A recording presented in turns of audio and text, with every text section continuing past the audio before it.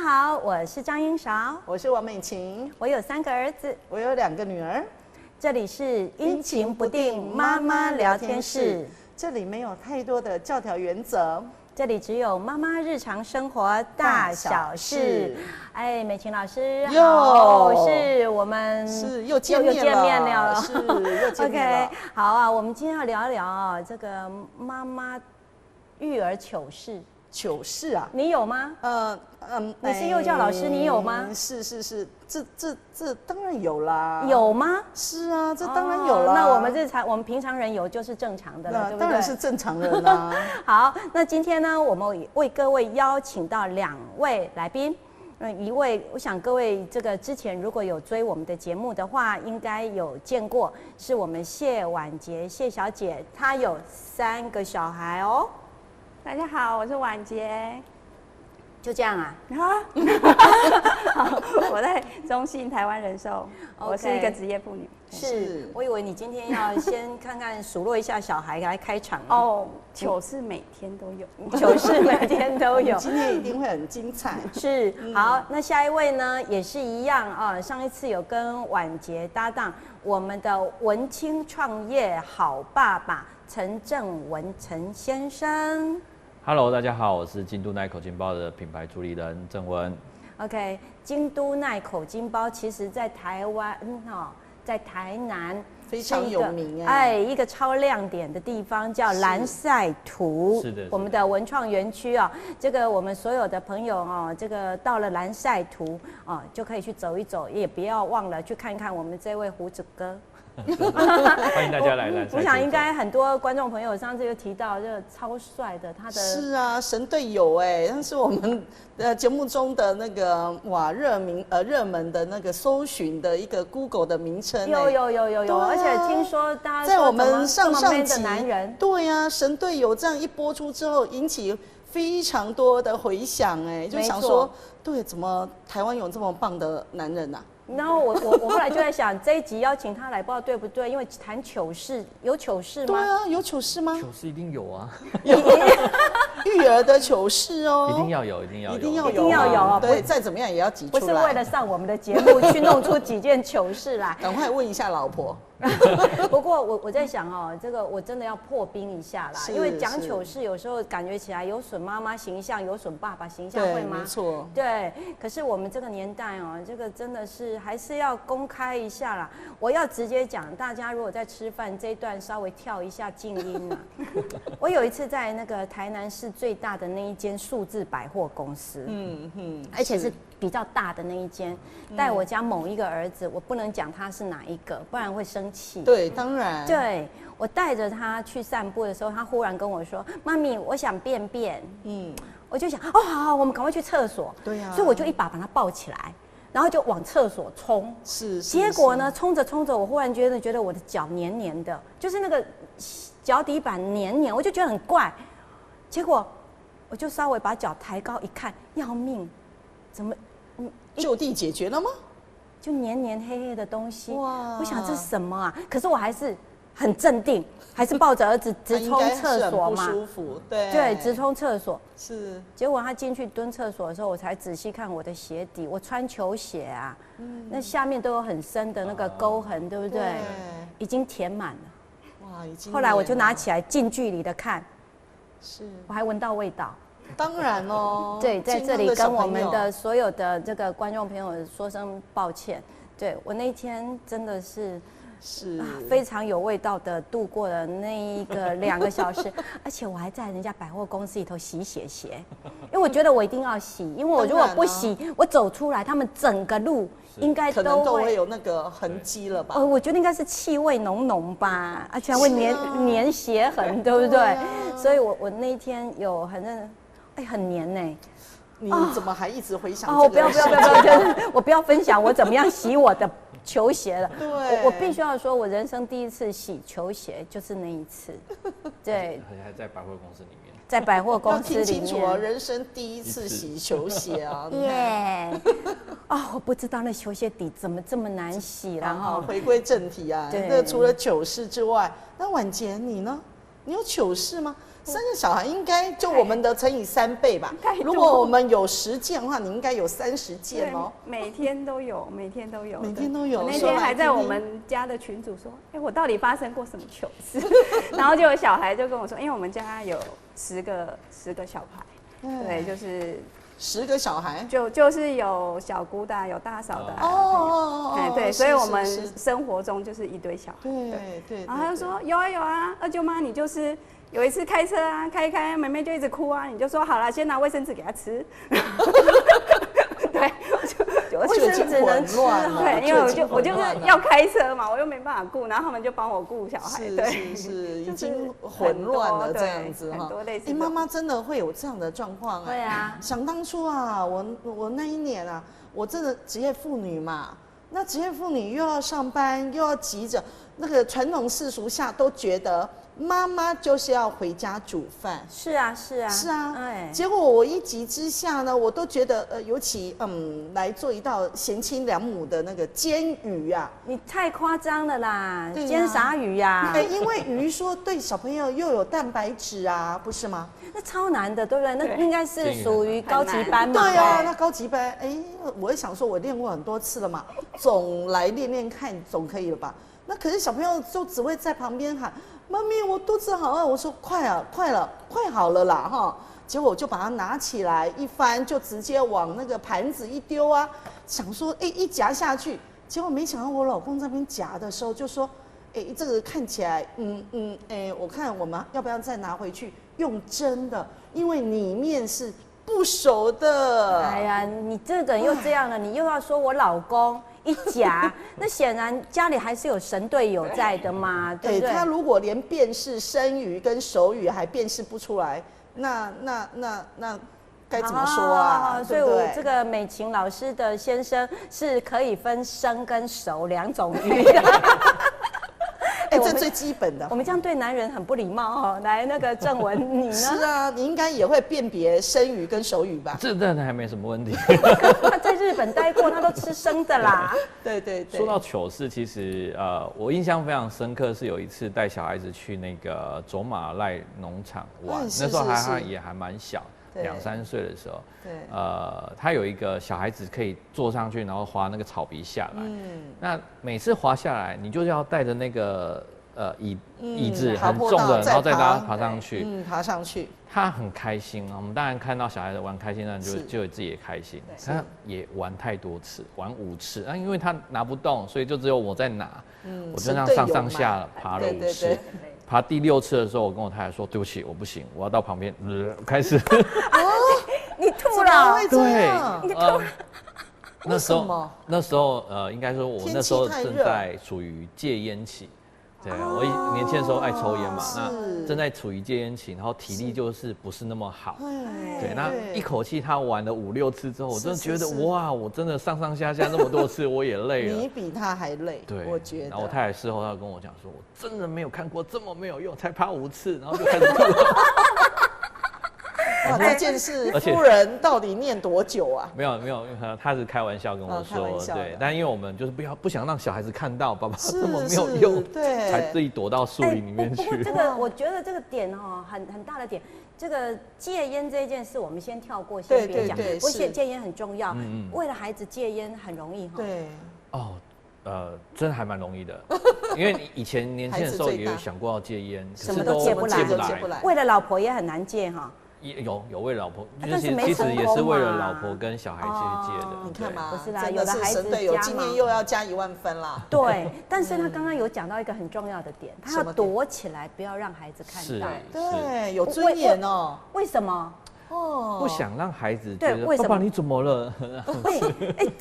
这个就一个问题来了。这个是一个很重要的 point。这个真的是我们最要谈的 point。我们当爸爸妈妈的都想要在孩子面前表现最完美的形象，100分，要不就是超女，要不就是超人，就是我们不想让孩子知道妈妈也是人啊。会不会啊？会哈，就希望自己看到小孩看到的妈妈就是都是永远是100分。对。可是这样子是不对的哈，我们都会希望我们的小孩也要知道，妈妈也是第一次当妈妈。就像之前我就发现说，也会跟孩子分享说，我真的很勇敢哦，我就跟我的孩子说，我也是生了你们之后，我才有妈妈这个名称冠在我的身上，所以很多事情我也是第一次学习哦。我发现我的2个小孩都很静静的听我在讲。哎呦，对，因为我真的觉得，他们忽然之间发现妈妈是个人呢，对，不是超人。不，我觉得您刚刚讲说这是不对的，这由幼教老师说来啊，就有说服力啦。那如果像我这种学传播的，人家就会想说，你们又在制造什么惊悚话题呀？不过真的，妈妈或者爸爸我觉得有时候。不知道是谁给的一个神秘枷锁，好像我们当了爸妈之后，就不能让孩子们发现我们其实是软弱的，是虚弱的，是会出糗的，是会不能的。对，哭的时候就会想要躲起来。真的就会很舍不得让自己的孩子看到说，妈妈也有很脆弱的这一面，对不对？不过真的呢，我会觉得说，如果我们当爸爸跟当妈妈，我们没有办法解开这一道神秘的这个结界谜题是，其实我们跟孩子之间的那个距离，要成为朋友还是有空间有困难因为我们都嘴巴说跟孩子当朋友，对不对？可是事实上，你把自己当成一个照顾者，然后你忘了很多时候。我们也要让被人家照顾的，对，这很重要。对。后来有慢慢去学习这个区块，比如说后来他在长大之后，跟他在讲话过程当中，比如说我可能过激动了，然后或者是我可能某些延迟，让他觉得不舒服。其实我在后来我都会跟他。当面跟他道歉，跟小孩道歉，那也就会提到刚才你有讲到的，爸爸是第一次当爸爸，对，有很多的事情我们也都在学，也在学习，让他可以也能够感受到说爸爸不是那么的完美，那人嘛就是不是那么完美，自己也可以有不完美的时候，他反而能够。我觉得这样让小孩子有接受挫折的能力，我觉得这是好事。对，不过我在想，可能有些听众朋友会说，因为我们正文先生只有1个儿子，因为你只有1个儿子，你可以讲得那么细致。那我们一起来听一听我们婉洁。你有1个儿子，2个女儿对，那你有没有骂错人的时候？有，而且还会有时候你叫名字还叫错，还叫错，我老是叫错了。我们又要像第1集一样又要来握个手一样我们都会叫错名字。然后有时候要骂妹妹的时候，姐姐就说你怎么又叫错人了这样子。老是骂错个对，真的，尤其家里面又有3个的时候更难骂对，对，那这时候你怎么办？就对不起我念错了。可是孩子都能接受吗？对他们，其实我现在就是比较会跟他们道歉就是如果我真的做错，对，所以就比较像朋友。你有没有印象中记得什么样的转折让你知道要跟孩子道个歉？什么样转折正文有吗？是从那一次。这个爬上爬下之后的转折吗？也不是，是可能跟自己的原生家庭有关系。像我爸爸我们小的时候，爸爸常常很凶，那我就会告诉自己，以后长大之后，我不能成为这么凶的父亲，因为我爸爸在我的形象里面都是很完美的。对，但是我会觉得那种太完美，我反而不能跟我爸成为不能亲近。对，所以当我自己成为爸爸的时候，我也一直在告诉自己说不能像我爸一样，这样每天都是很凶的，然后一有什么风吹草动就会很生气啊什么的，尽量不要有这样的情绪化反应也好。所以当我在克制自己的过程当中，我去发现到。道歉是一个很好的事情。我顺便在教孩子，你面对错误也好，面对自己做错事情也好，你的道歉该是用什么样的态度？对，所以从这个过程当中，我先示范给他看。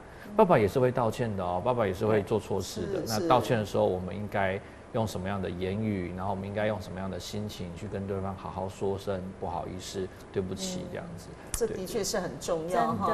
而且我觉得这个从一个男人哦来跟，尤其是比如说位阶比较高的男人，然后愿意跟一个小小的去跟他道歉。可是我记得，因为之前婉洁曾经有提过说，你其实是一个比较严肃的妈妈，对，所以你还去上了亲子成长课，对，所以我就会想说，是在什么样的一个关卡点，你会想说，我要松开我自己，我要不要这么的拘谨。我儿子国中的时候，就我们一直没有办法沟通，对，所以我就很挫折。尤其他又是青春期，然后我又比较火爆，所以有时候可能当下我讲的话就是会不好听。那我现在我都会尽量就是在事后我会用讯息跟他做沟通。讯息这件事情好像又变成亲子的另一道这个传令歌，对，因为有些话真的面对面说起来的时候。亲人之间都会觉得尴尬，那都觉得哦，妈妈好像要讲出来的话，都觉得哦，我怎么讲出口呢？是我自己的疏忽，是我自己的不小心，对不对？其实我们台湾人所受的教育，真的就是那种比较传统的位阶型的，对，没错。这个亲子之间，它就是比较有一个位阶形态，有一个威权在。对，所以要妈妈去说，有时候我发现我身边我自己看到妈妈对小孩或爸爸对小孩的时候，口气都还甜滋滋的对，哎呀，亲爱的，好乖乖。可是等到孩子越来越大的时候，好像就开始用一些很威权的态度对，因为刚刚郑文有提到原生家庭嘛，其实我们绝大多数的原生家庭都是比较属于这种是威权式的，而且是父权，而且我们对父母就是真的要毕恭毕敬，那爸爸妈妈说什么，你就是有耳无嘴，对，你们两个这年龄有听过这句话吗？有，我一讲就有年龄了。不是我担心啊，我现在有时候在学校上课讲的很多话，那学生两只眼睛大大看着我，根本不知道我在讲什么啊。对我们听众朋友，如果你觉得这个主持人使用的话语过于老派，你可以帮我们留个话，没问题，然后我们修正一下。对，所以以前我们都听到就是有耳无嘴，所以我们很容易长大了之后，你会觉得他小小的很可爱，对不对？你包容他、宠他，然后你就相信他长大就会好。你们觉得没有教长大会好吗？不会，但是现在就在这个教这个字，对不对？然后人家又说身教不如言教，可是身教又是什么样？叫身教，对，没有错。我觉得这很难。有时候我们就觉得说，我一板一眼的，然后我做事很认真，然后我不苟言笑，这就是身教。可是好像现代不合适，现在不太是这样子，对，所以就发现现在的爸爸真的是要学做如何当一位爸爸，真的是很不容易的事情，很不容易。其实别说妈妈也不容易，遇到青春期的屁孩，对，真的令人生气。我这次母亲节，我儿子给我的卡片，我就还蛮感动。他说母亲节到了吗？因为我们提早过，因为我侄子要当兵，我们就提早过。是，对，然后他就说：“妈妈，我谢谢你。”在我重要的时刻都会给我建议，哇，懂事了，很实用。对，这篇我觉得很感动。这篇我现在不能看，我这个人我们呢哭点低的，我不行。可我儿子们都没有。那我相信婉洁你的一些做法，或者是跟孩子互动，孩子真的有感受到，对，真的，我觉得他应该是很深刻的体会到。是，这就像我们第一集所讲，亲子存折只会越累积越多的。慢慢我会把我的脆弱给让他看到。是，我真的觉得那这样子，你家的儿子是真的长大了呢，真的长大，那就代表你平常就已经在有累积一些存折的数量。对，现在才可以做提领。如果平常我们都没有陪伴，如何去提领呢？对不对？对。不过郑文，你会担心儿子青春期吗？因为我自己本身也快咯，对我自己本身没有所谓的叛逆期这件事情，我自己本身没有，是，所以你确定吗？是妈妈说的还是你说的？是爸爸说的。那 OK 哦，那 OK， 对，我算是没有什么叛逆期的小孩，然后我自己担心，其实比较担心的是他没有叛逆期。我反而希望他有叛逆期。哦，怎么说？自己这样一路走来没有叛逆期，你觉得可能是自己压抑吗？对，我最担心的就是小孩子会自我压抑，那反而长大会生病。对，那你不如就是在这个时间点，你可以恣意的你去做任何你觉得想要造反的事情。这时候先叛逆啦哈，对，避免之后的反而叛逆，然后不然就是一直压抑，对，让自己生病。我会不会龟毛了？我听到了一个点。他说小时候没有叛逆期，长大有可能会生病。正文你，我就是后来到外面去读书的时候，我会在某个夜深人静的时候开始反省，因为压抑的人就是会时不时的一直在觉得我自己做不好，哪里做不对。那这样子到最后，就有一天我就突然发现，我不知不觉开始在哭泣。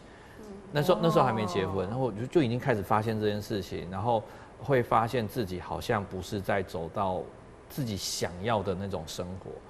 对。那等到长大才发现这件事情也还可以算是庆幸。可是如果一直都没有发现，那真的会影响你很多的选择，甚至我就不会选择说我要到日本去工作，我甚至不会选择我要结婚，我甚至就有更多的不同的路会走出来。但是因为我发现了，我知道说，回归到家庭里面，我应该要把自己的心打开，然后去跟人接触，因为这样子的一个关系，所以我后来在观察甚至跟老婆相处的过程当中，我希望能够做到自己能够做到的 open 的那种程度。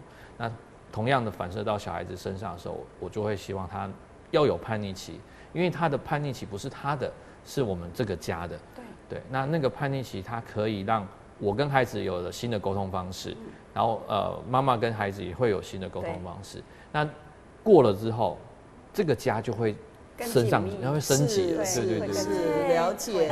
我今天我自己收获好大哦，真的，我没有去想过，我只是觉得说，像一般我家3个儿子嘛，那所以他们的个性就是那种后把塞球那种，都是珍稀动物。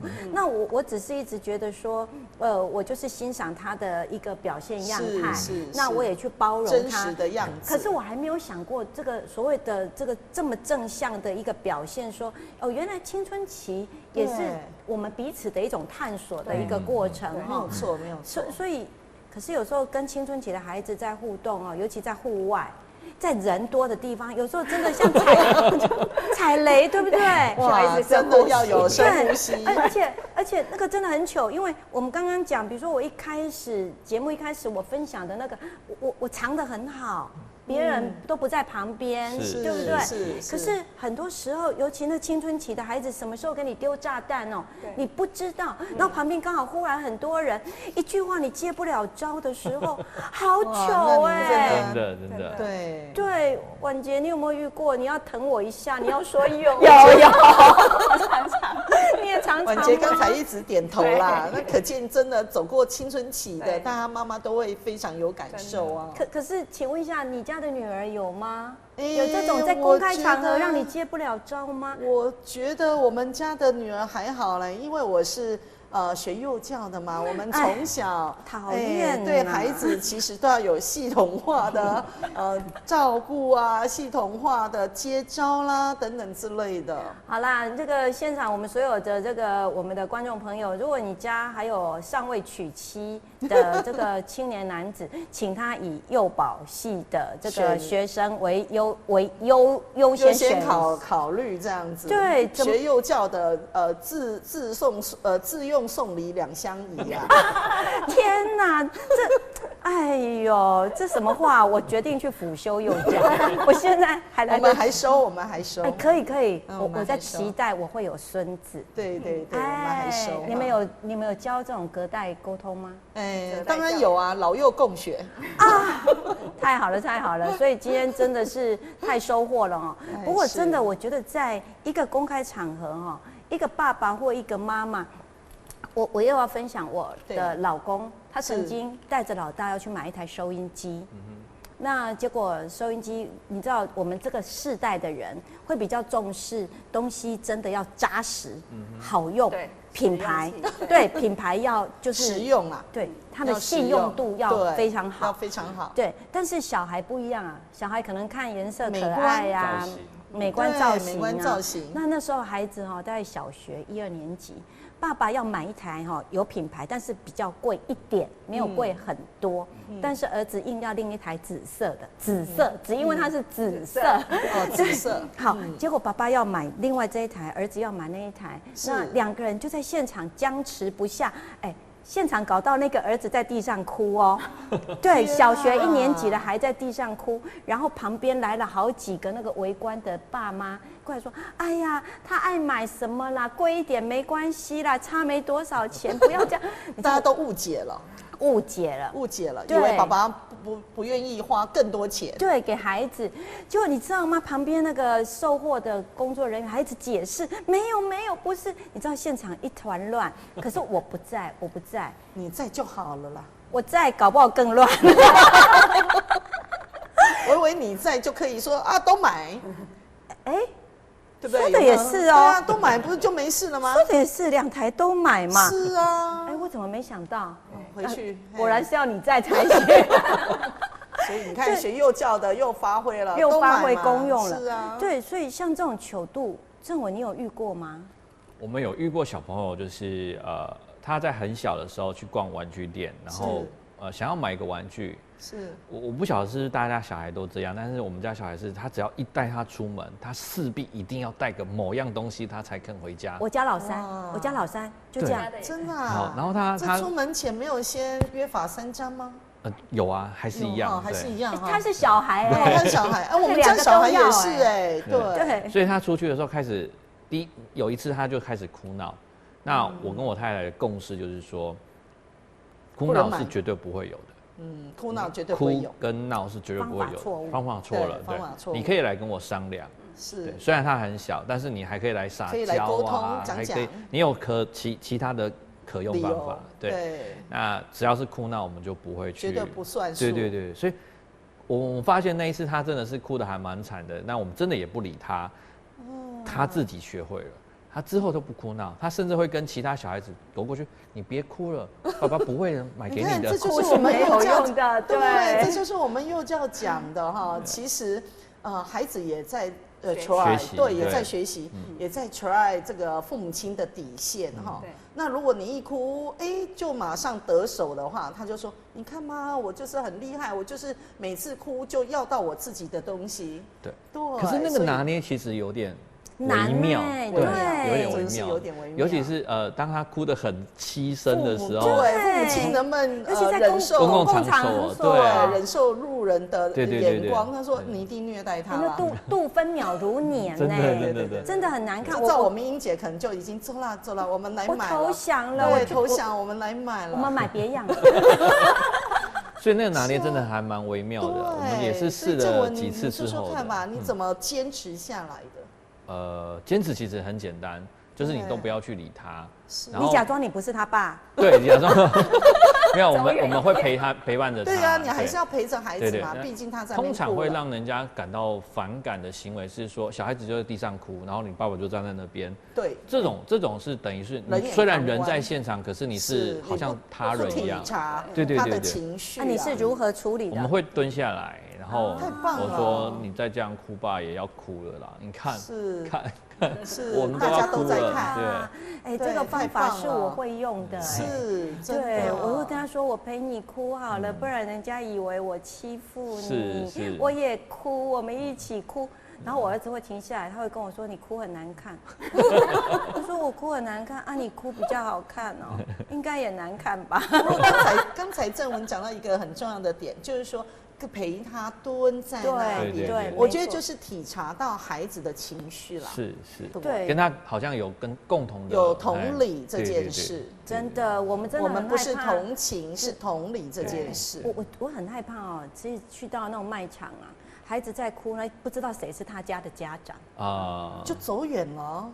对，就走掉了。他可能就是在远远的看，是。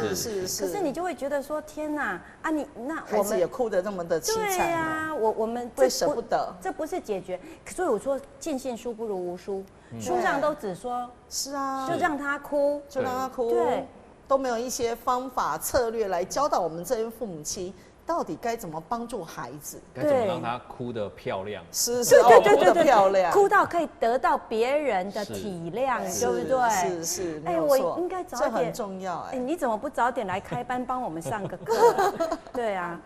请问20几年前你到底在干嘛呢？他应该那时候就来帮我，我就没事了。我们要不要5、6集都邀请郑文来？他那时候还没自我解放。哦，对，他有感受到缺乏青春期的困扰。是。对，那我要感谢我的孩子们都有青春期，妈妈谢谢你。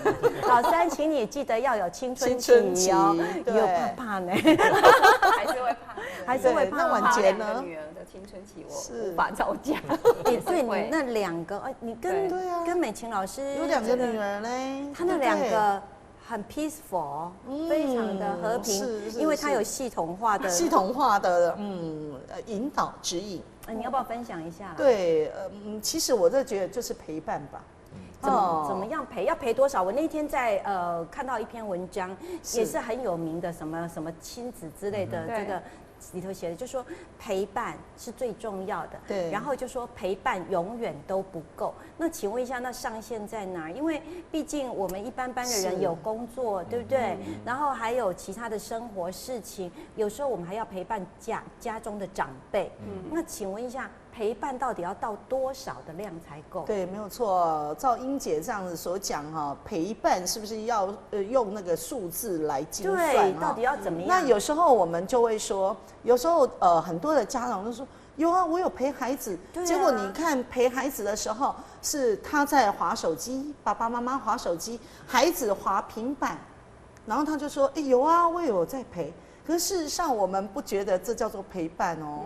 陪伴的我们很重要，就是我们放下手边的，对，真的是陪他讲话。那我们没有很重视，即使是10分钟也好，陪他讲话，陪他玩玩具，陪他做个功课。我觉得这都是一个陪伴，而不是陪伴的时候你在那边滑手机哦。啊，点就来了，所以不是陪伴的量永远嫌不够，而是你陪伴的质感。所以我就常说啊，我们有时候尤其像现在很多的这些文章啊，都是用一些比较简单的一句话，对，很抽象，或者一个标语，就很抽象的去带过。然后内容看进去以后，又没有一些比较明显具体的方法来说。可是我觉得陪你陪女儿。陪真的，你比较喜欢陪女儿还是陪儿子？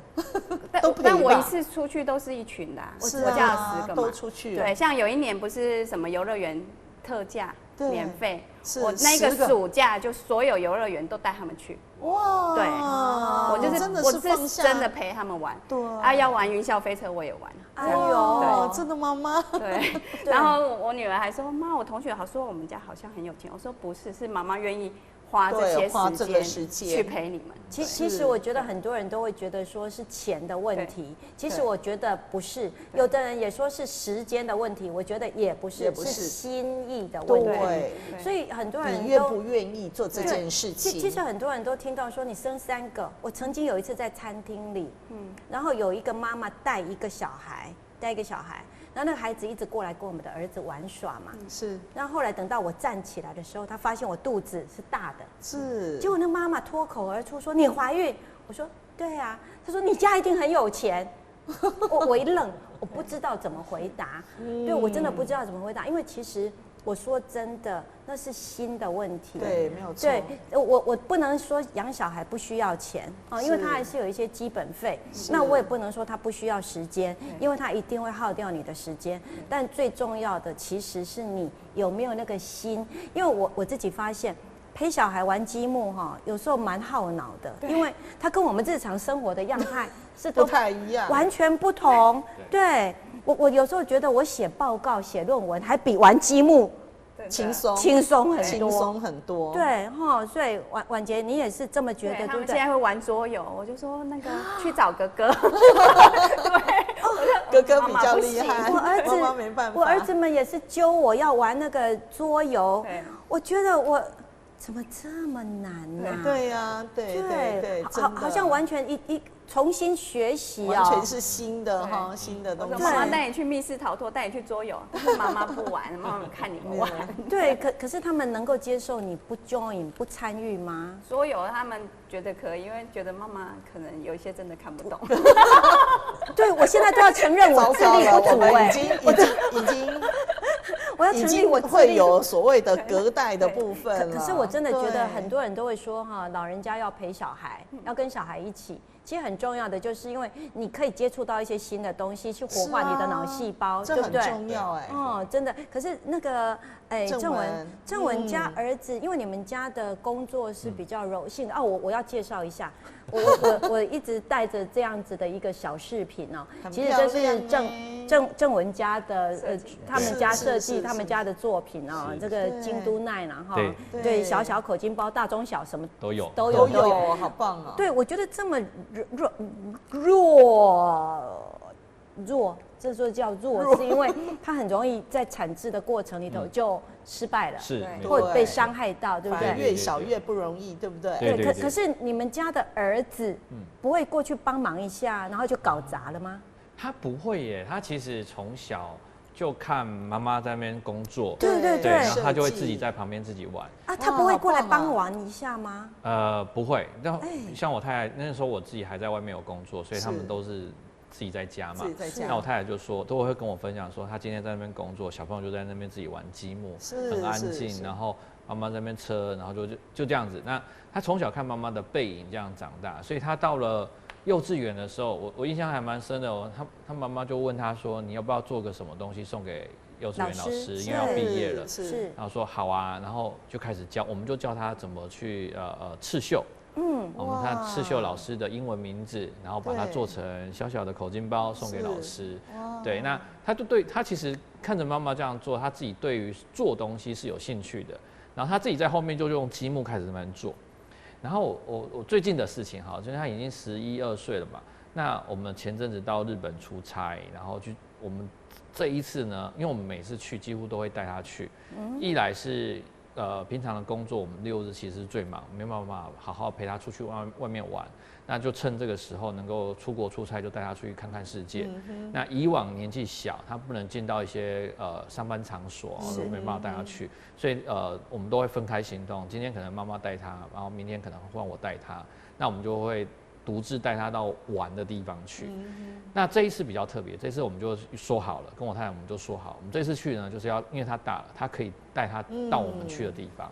所以我们要让他知道说我们在做什么，然后跟日本人怎么聊天，怎么做这个生意这样子，让孩子也可以看到爸爸妈妈的工作。对，我们事先也跟他讲日常。但毕竟还是小孩子，的确会有的时候他会没有耐心的时候，可是他已经表现很好了。那我就跟他说，爸爸其实有点对不起你，因为我们明明知道这样子的一个行程对你来讲是不适合的，不适合的。对，但是我还是把你带来的。是，但是可是在这一场旅程当中，我们就看到他去跟我们共同分享他在那里的经验。像我们去逛一些特别的手工艺品的时候，他自己也去发掘他自己喜欢的地方，跑来跟老板用英文聊天这样子。我觉得这是一个很好的机会。是，对，那这就是最棒的身教了。对，没错。那像我们在这次也有在做直播嘛，那我们在日本饭店做直播，小小的，可是他就躲在自己的床铺上，也不吵我们，他自己在那边把他的展示品，自己也在拍影片。对，所以我觉得他是看着，其实小孩子真的是看着父母这样子长大的，所以他看到父母是这么的努力在做这件事情的时候，他自己也想 try， 也想要去试着做这件事情，我觉得这是蛮好的。对，我觉得正文讲到了一个很重要的点，其实很多爸妈都怕被孩子打搅。然后就会想说，先把它藏到一个地方，或者把孩子交到另一个地方，对。然后呢，我们赶快把手边的事情完全做完，然后再来所谓的专心陪小孩。其实我会觉得用这样子的2分法去看待一个家庭。我们是一家人，我觉得这个是其实应该要重新去思考的哈，尤其在重新定义一下。对，在现代的亲子，尤其现在的孩子也都很成熟，都很懂事。事实上，你让他更早去参与到你的生活，了解到你。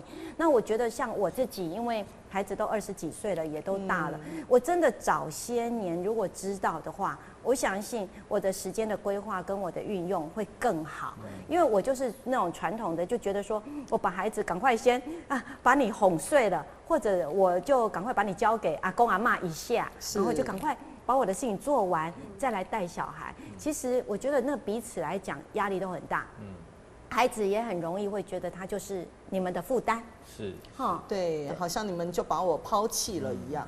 其实有时候我们都会发现说，我们跟孩子在一起的时候，会觉得说，哦，我们做这些自己工作上的事情，好像干嘛跟孩子干嘛跟我们说了你也不懂啦，或者是说跟他你在也是耽误我的进度，是。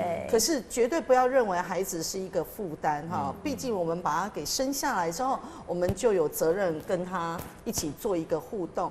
那像刚才正文，我就觉得你很棒的，就是说你真的做了一个很棒的一个示范哈，不像我们现在看到坊间有很多的爸爸妈妈就说，哎，你要去念书啦，你真的要认真念书等等之类的，切割开，对，切割开来，结果呢，孩子认真去念书了。那家长反而坐在电视机前面，就在开始看8点档了。是，对。那你说这怎么会让孩子会觉得说，你不是说要认真念书爸爸妈妈你怎么都在看8点档啊？对，真的。其实我会觉得说，今天我们有了小孩，那其实就是一个上天的礼物，对，一个恩赐。是。那我们如果收到了一份礼物，我们会很爱惜他，会希望跟他在一起。是我们其实如果关在储藏室，你就永远忘了那个礼物。可是我们常常把孩子有点像礼物一样，就收在储藏室里头，供起来，供起来。对。所以我会觉得说，刚刚正文在讲的，其实我自己真的也很有启发所以婉洁，你有没有打算再生一个？没有，老三都意外了，没有，老三都意外。对，因为我会觉得说，其实我经历过孩子这些成长的过程，那以前我也都觉得说，其实我已经很用心。是，可是来到现代，我会觉得更多的一些育儿的一些知识，还有很多年轻人可以回馈给我们一些比较新式的互动样态。我真的觉得超美好对，而且是完全是不一样，蛮新的部分。对，而且那个球也有时候也是球的挺有趣的哈。对，就像我有时候会带着他们去客户那里。他们2个就自己在那里跳舞，在那里演戏。我想说，我在这边跟客户讲话，你这是什么？你有没有觉得那个单比较容易签呢？是还不错啦。然后有时候去上肚皮舞，他们2个就自己在那里跳得好开心，老师都看着他们一直笑。是啊，我就觉得这位妈妈有跳肚皮舞的真的呢，好棒啊！真的，你看，改天我们2个也去跳一下。我真的就觉得我们那个时代的妈妈。太过精了，真的太精了。对，那我们会希望说，我们也要跟我们现在很多的妈妈们分享。更重要的，我也要跟很多资深的妈妈分享。时代真的转换了，我们不要把我们过去养儿育女的样态，再植到现在新世代的身上。如果是这样子真的年轻人会不敢生真的我就发现现在新世代的父母亲，这真的都有自己新的想法我都在回想说之前我们这个上一代的，我爸爸我在小时候这个我跟我妹玩的嘻哈大小声会被骂吧？还不到被骂，我们这个知道怎么样去懂分寸是。然后呢，每次听到已经有那个开门声音，咔咔，我们就知道爸爸回来了。爸爸回来要小声。对，要小声了，然后就赶快躲进自己的这个房门口，然后就开始假装用功努力开始用功。对，因为为什么？因为我们爸爸非常的有权威，非常的有威权，他就认为你不时就要念书，怎么可以再玩呢？对，所以像现在我常常就会听到有一些长辈，2位的长辈可能感觉起来都还不太开明吧？对，是吗？不太没有办法介入，因为我比较那个他是有自己的想法，对，所以我曾经遇过一个姐姐就跟我说。哦，我那个心不啦，嘿。那啦，公拢公美还掐啦，就是说不通的意思。年轻人有自己的想法。对，那我心里就在想，哎呦，你去给人家讲什么啦？哦，我就会开玩笑，我跟他说，你就当那个两袖清风的阿嬷，只给糖的就行了。结果我那个姐姐跟我说，没有，给他女儿糖，他也跟我生气，说吃糖不健康。吃糖不健康。对，可是我真的觉得，因为很多健康的观念的确都在改变。小朋友之前都要先问妈妈。对啊，你看，我们现在的教法已经完全不一样哦，不能再用传统的思维哈。所以我们昆山科大其实都有办这样的一个在职训练哈，欢迎这个阿公阿嬷再回来上这样子相关的亲职的教育。我是真的有觉得有需要因为其实像我自己我也会期待有一天我会当阿嬷，可是我觉得我希望我当的是那种很快乐的升等阿嬷，对，不要再是要回去给人家这个一把尿片一把什么的那种阿嬷是，真的不要介入父母亲的一个教养的部分，才是聪明的阿公阿嬷。对，其实他跟我们现在的教育理念是接近的，就是其实孩子你要让他去啊，你要让他去适应，让他去适应。我们永远都是别人的孩子嘛，对，所以爸爸妈妈应该要让我们去尝试。对，其实我觉得爸妈最容易的一件事情就是忘了孩子长大啦，对，然后忘了你的孩子也要经历他自己的每一天。对，其实我觉得对我来讲，学习放手是一件很重要的事情。对，真的是功课学习放手是，对，要不然就是连我是那种连葡萄皮都会帮他们剥的妈，然后再拿把刀切一半，把籽拿出来这种妈，对。那尤其在我们幼儿园的小朋友，难怪很多小朋友就说：“老师，那个虾子不是红色的吗？为什么到我们幼儿园，我们的虾子怎么都黑黑的？因为它是活的。”所以你看，现在孩子真的就是大人都帮他做的太好了，什么事情都帮他做得很完整。那尤其我们都看到很多的小朋友这样上学的时候，后面都有一个很辛苦的爸爸或妈妈或者是阿公阿嬷，然后背着这个书包，然后拿着棉被袋。那我说你的棉被袋呢？我都指后面。对，怎么可以这样子呢？会走路的棉被袋。怎么可以这样子呢？所以及早让孩子开始学习自己独立跟自己去做这件事情很重要。是，对，然后跟他强调说你是我们这一家的一份子。没错，很多事情都要让他参与的。对。所以这个过程之中，其实别人说什么又何妨？那糗一点也无所谓啊。因为每一个人成长的过程，走路总会跌倒嘛。我也被我家儿子又是在百货公司，为什么会这样？每次都在百货公司。因为英姐的大部分时间都在百货公司度过。乱讲啊，对啊，没有啦，是我婆家在百货公司对面。是这样子。OK， 经过了。去那里吹冷气不用钱嘛，路过了。对，可是我们去就是难免衣着比较整齐，对不对？是。我家大儿子曾经就为了他要绕一圈。那可是明明电梯就在旁边，他就是一定要绕一圈。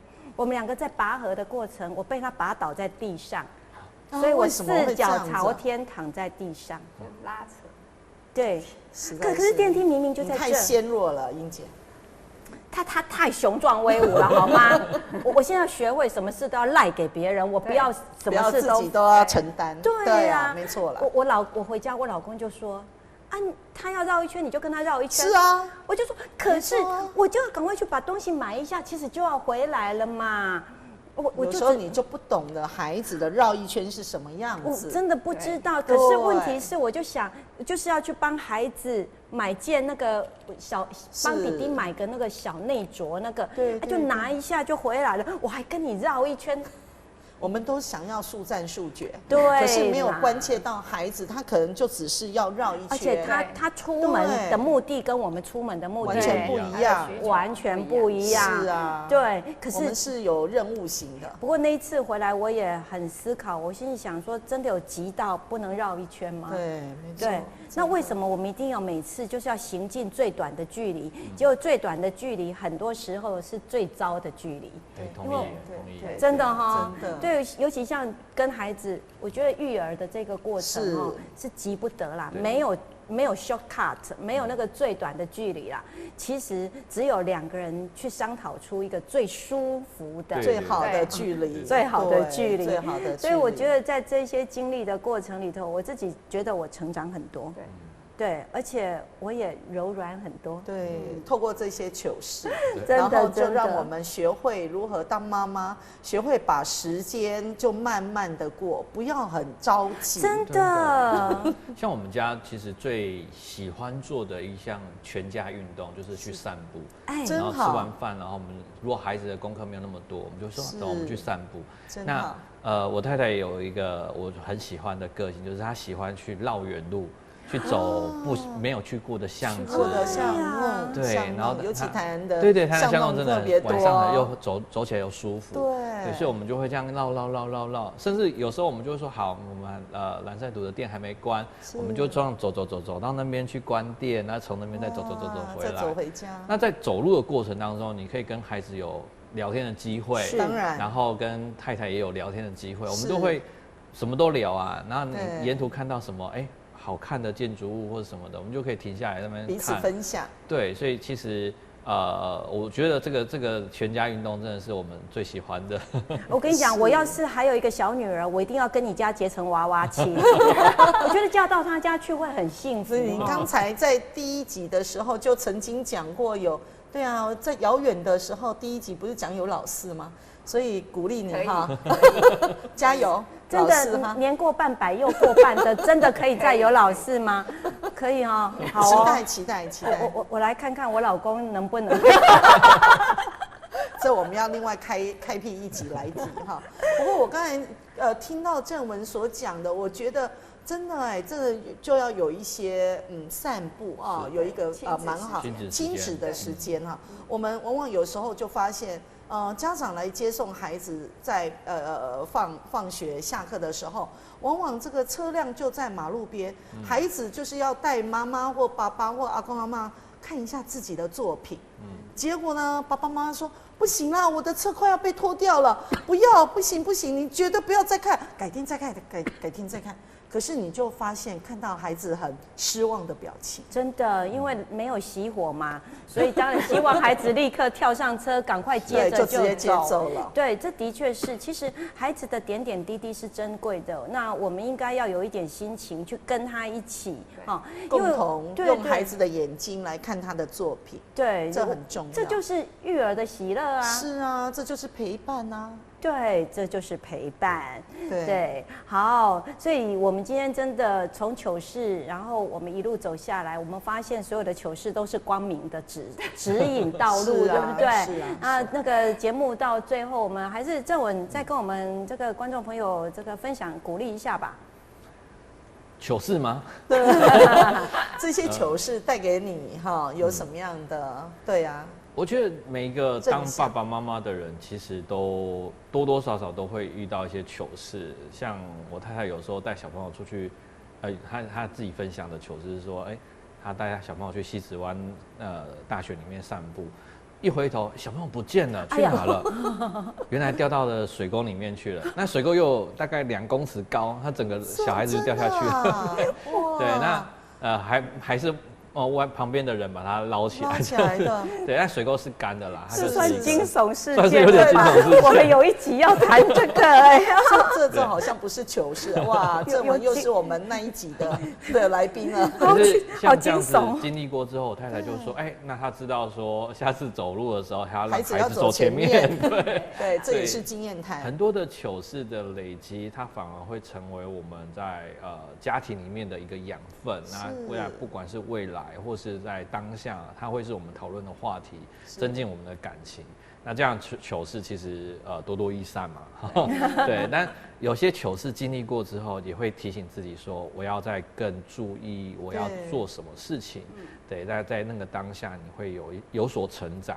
那这对我们自己人生也是一个很好的经验。没错，没错，真好。对，如果没有小孩，你永远不会知道这些。是真好的注解。那婉洁呢？